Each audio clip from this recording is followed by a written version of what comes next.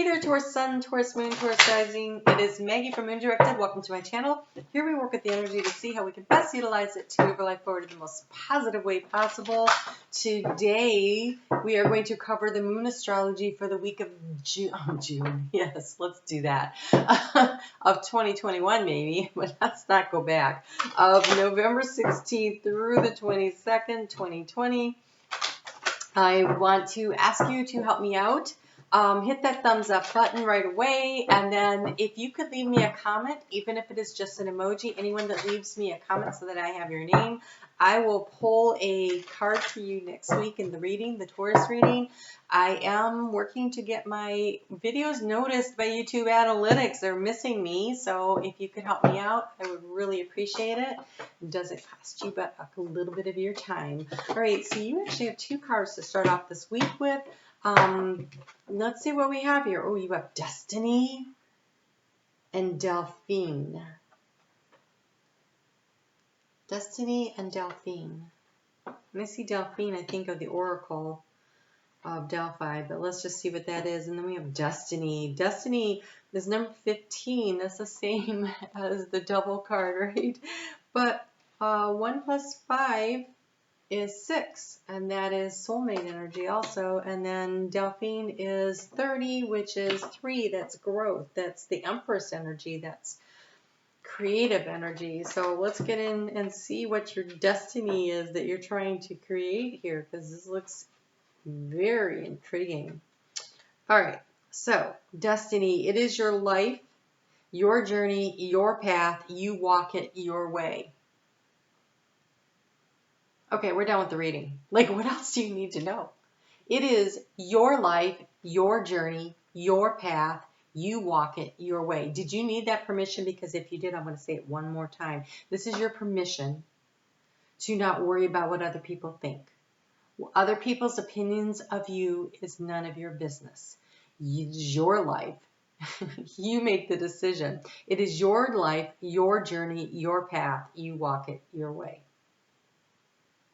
All right, and then I'm not, whatever else they have to say, they can't top that. So we're going to go on to the next one. That's so powerful. Number 30. You can choose to heal and be healed or swim in the riptides. Whoa. It is your life, your journey, your path. You walk it your way. You can choose to be healed. You can choose to heal and be healed or swim in the riptides. Okay, whatever else I have to say in this book does not matter. Wow. What do you want for yourself? What do you want for your life? This past week, okay, I'm recording this on Saturday, so in a couple of hours, in about 6 hours, we're going to have the new moon in Scorpio where I'm at. And the new moon in Scorpio happens in your 7th house of partnerships. It could be business. It could be personal. I feel like that has a lot to do with this energy coming into this week, because that moon is very nicely aspected. It is a really good new moon. We haven't had a lot of that happening this year. It's a really good moon with a lot of potential for you.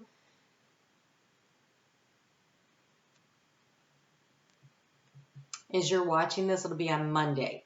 And that energy will be super strong. If you have not thought about what it is that you want to create for yourself, what you want to manifest for yourself, now is the time to do it. And then make your own choice and live your own life. And other people need to accept it, whatever that means. So I think that on Sunday when we start, on Monday, when that moon is still, it moves into Sagittarius, okay? It gets there Sunday afternoon, and then when you get into Monday, it's still in Sagittarius. There is a lot of energy around the choices between love and money. And a lot of times I find with Taurus is that they're kind of like intertwined entities, where Taurus is separating out need from want because of Taurus rules the 2nd house. The 2nd house issues are financial. Yes, you will hear that a lot, but it's about self-esteem, self-value, self-worth, and you are worth so much more than finances. And so self-love becomes the issue. So this issue around love and money, I feel it's more about self-love and money. And is it really worth fighting to hang on to that particular situation? I was recently talking to a Taurus who has a lot of business entanglements with the Taurus's life partner. And this Taurus is undecided about what to do because of how messy it will be to disentangle and to and doesn't want to have to give up on all the hard work this Taurus has done and lose. And so I guess it becomes a decision of what constitutes winning and losing to you. Because it's your life, it's your choice, it's your journey. You get to decide what is important to you. But there is a realization of which path you're going to take. Like you can look through the darkness and you can see through the keyhole and you will know, I think, where it is that you're going.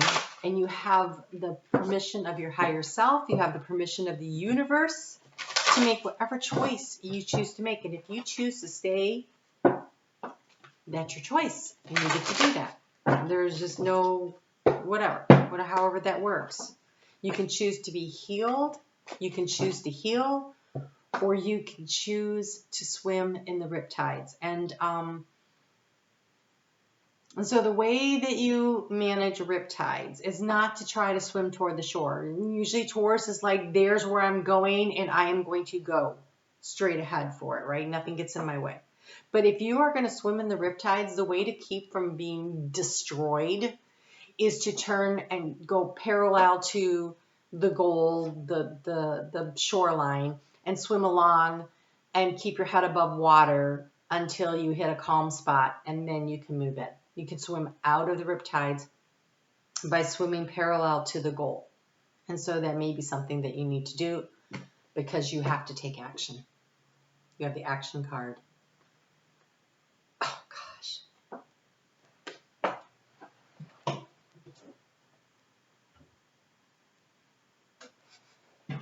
Talk about riptides. That is a wild, storm-tossed, turned-up ocean picture of the sun breaking through the clouds. Your choice.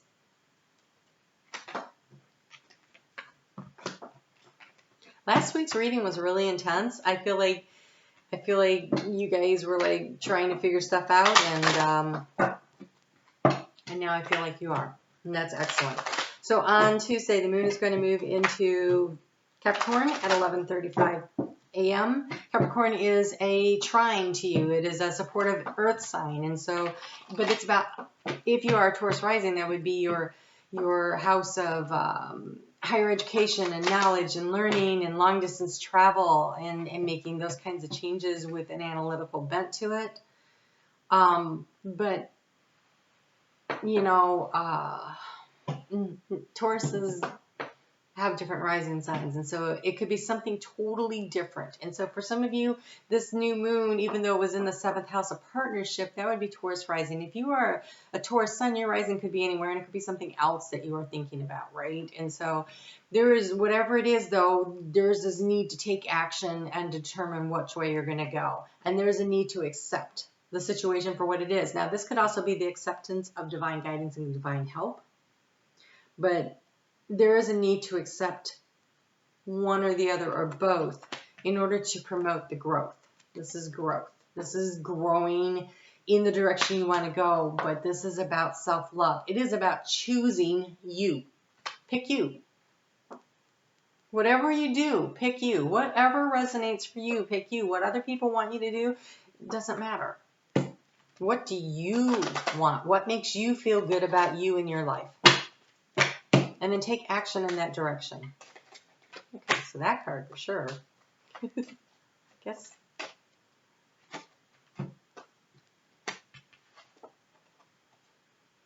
Okay, the one that insisted on doing its little dance to get out of there is the holly. It says, spiritual warrior. Be a spiritual warrior. This is picking you.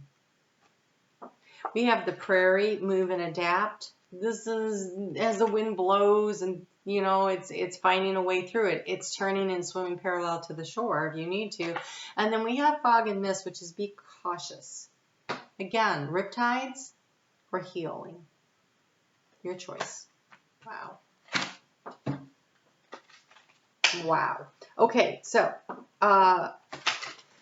because of where Mercury is opposing Uranus in Taurus, so Mercury is in Scorpio opposing Uranus in Taurus on Tuesday, there is an opportunity for some tricky conversation, some tricky communication. So that would be a good place to be cautious. Like Uranus is that sudden eruption, and so picking and choosing your words carefully will make a difference. So be cautious. And I'm not saying don't speak your truth.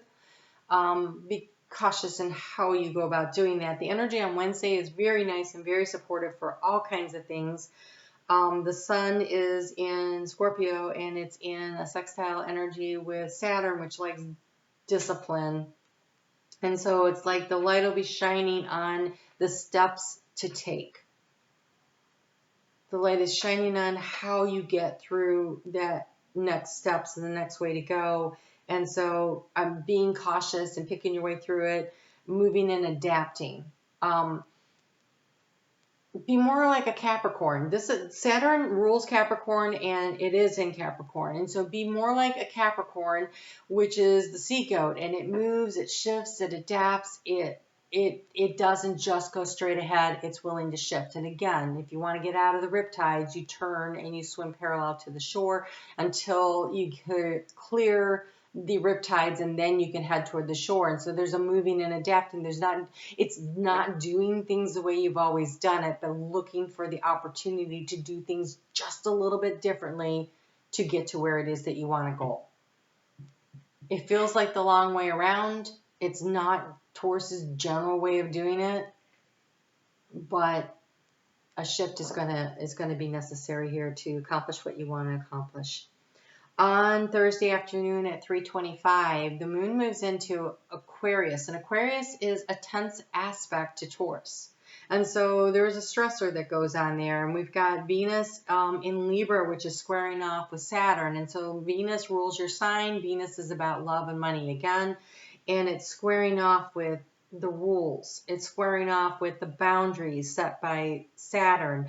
And the moon is going to be conjuncting Pluto, then Jupiter, then Saturn before it gets out of Aquarius on Thursday morning. And so by the time it gets into Aquarius, there's just all this energy stirring up of this is the change I want to make. This is how I want to change I want to make would be Pluto. This is the expansion I want to make this is how I feel about that when it hits Jupiter. Then when the moon hits Saturn, it's like, okay, but this is the way I'm going to have to do it. This is the steps of the path. And then the moon gets into Aquarius, and Aquarius likes to analyze things.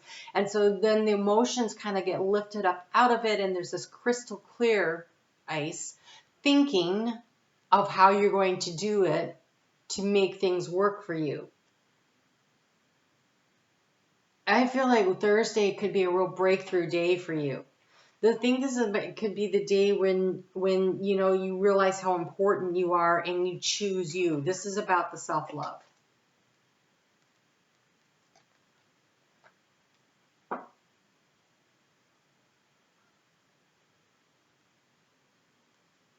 Yes.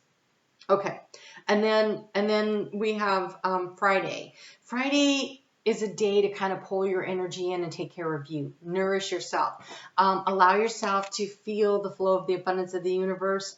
Do what you need to do to feel good.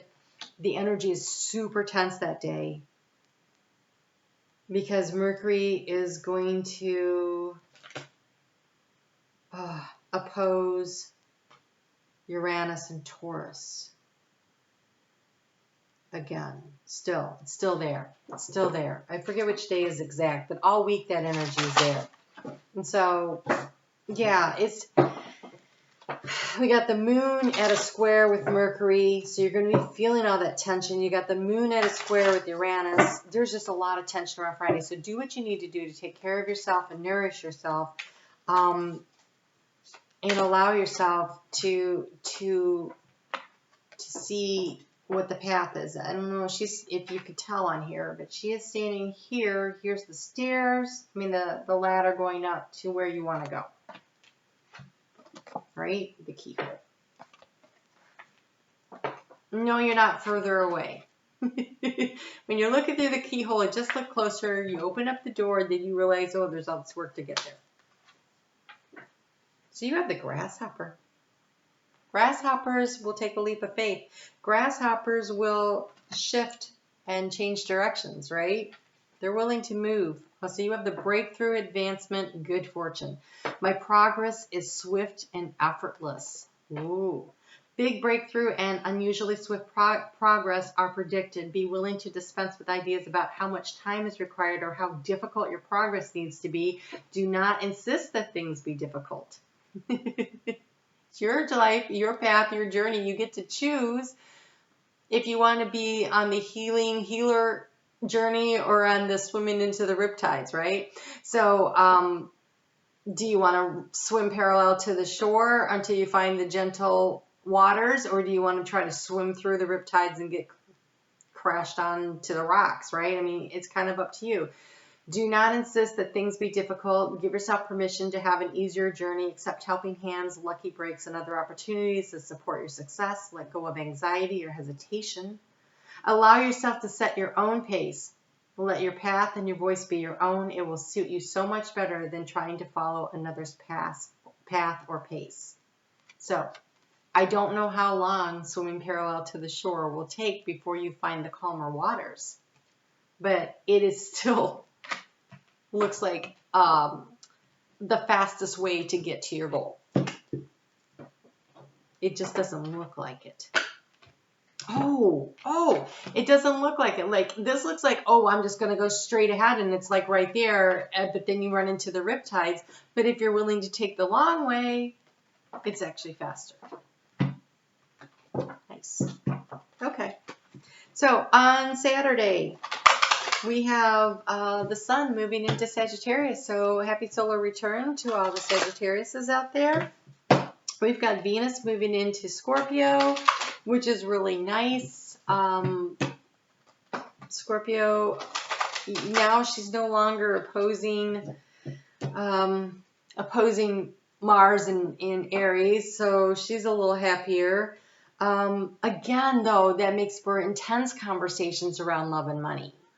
She wants to talk about it. Mercury is there. She's going to run into Mercury pretty soon.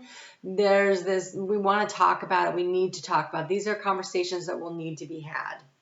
But there is an opportunity to assess and get the information that you need. And I feel like there's a real opening of the door, like sudden breakthroughs of information coming through. And if you ask it the right way, if you have the right tone when you're having the conversations, I think you're going to get somewhere with it. You have friendship. Seek out your soul family. Surround yourself with positive people. Spend more time socializing.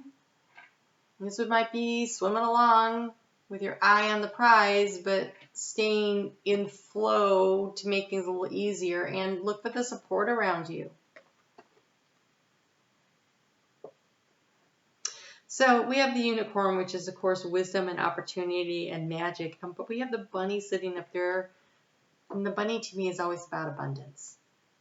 So, you know, and also a gentler, softer tone. And I just heard spring. So it might take a while for everything to fall into place. But I think a little faster than you think. Okay. So I want to get you a card. Oh, that's for when the moon is in Pisces. I totally didn't say that. The moon got into Pisces at 11:06 p.m. Eastern Standard Time in the U.S. So really that's the Sunday energy. And Venus in Scorpio and the moon in Pisces is, again, a very sweet energy, an opportunity to have those heart-to-hearts. So remembering that you're friends with whoever it is that you need to talk to might be something also. Like, can you arrive at decisions that way? Okay. Wow.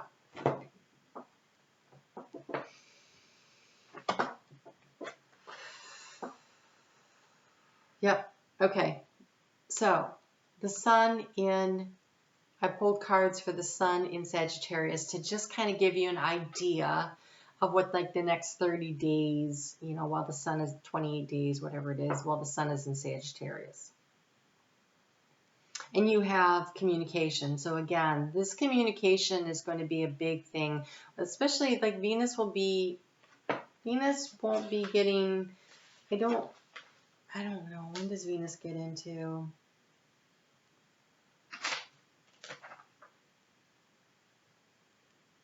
Venus is in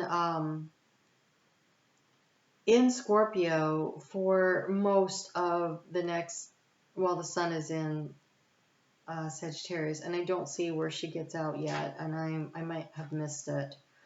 But, oh no, she's still in there on the 14th. So yeah, for most of it. And she doesn't get into there until it looks like we get closer to, the 15th. Okay, so on the 15th is when she moves. So that is a long time to be able to have these easier conversations, these sweeter conversations, to develop friendships, to problem solve in a friendlier way, to make things work for you. And so you have, I communicate from my heart, and love surrounds and protects me. And then you have the beauty card. And, it is, I am deeply and profoundly beautiful. So the first time I ever used an oracle deck, it was a friend of mine. She had this deck.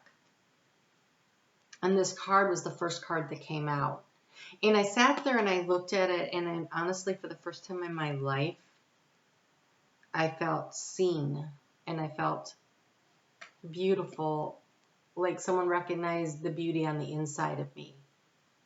Like it was, so every time I see this card, I get a little choked up. This card was actually very life-changing for me. And so this card says you are deeply and profoundly beautiful. So no matter what kind of crap people have said about you or to you, Spirit sees the light in you. I am deeply and profoundly beautiful. We are all beautiful souls. We are beautiful light, and that includes you, Taurus. So choose you. Do what's best for you. Follow your guidance. I just really want to read those again because they were so powerful, and I don't want you to have lost what they say. It is your life, your journey, your path. You walk it your way. You walk it your way. Okay? Healing or riptides, up to you. All right, I will see you back here next week. This looks like an amazing week for you to take action. And I believe the action is you pick you, whatever that means to you. All right, you guys take care. And we'll talk soon. Don't forget to leave me a comment and hit the thumbs up.